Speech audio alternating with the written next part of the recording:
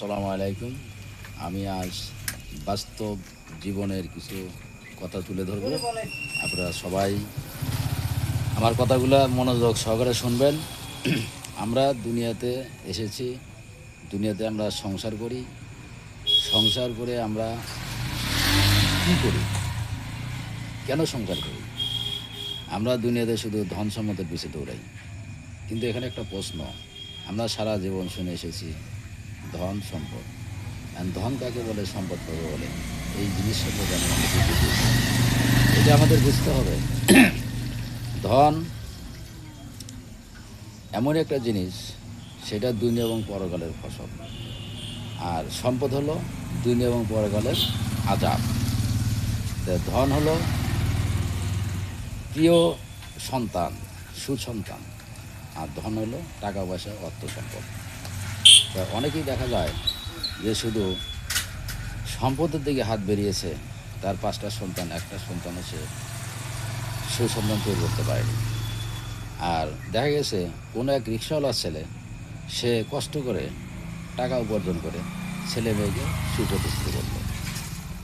তা যে ব্যক্তি 20 সম্পদ করলো, ব্যবসা করলো, বাণিজ্য করলো, কলকারখানা করলো, কিন্তু তার একটা ভালো সন্তান নাই, সেই সম্পদ দেখার মতো নাই, দেখার মতো, ধরে রাখার মতো কোনো প্রতিসন্তান নাই, সেরকম একটা মেধাবী ছেলে তার তৈরি হয়নি।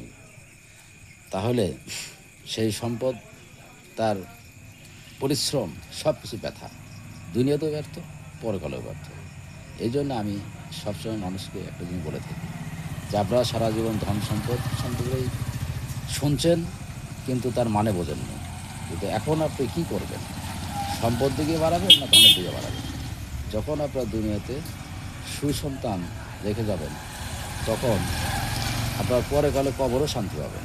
কারণ সে মনে করেন যে তখন সে ভালো কর্ম করবে, ভালো পজিশনে থাকবে, সে চাকরি করবে, সে ভালো পয়সা উপার্জন করবে, সে হালাল পয়সা উপার্জন করবে।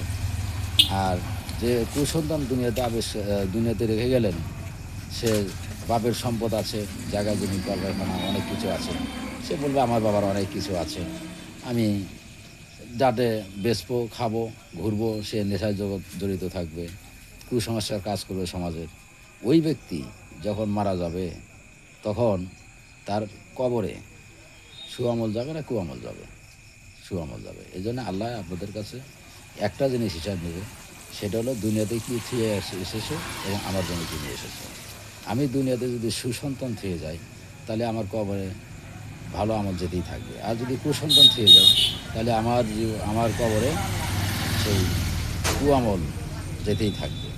এখন আপনারাই চিন্তা ভাবনা করেন যে আপনারা সম্পদের দিকে হাত বাড়াবেন না ধনের দিকে হাত বাড়াবেন।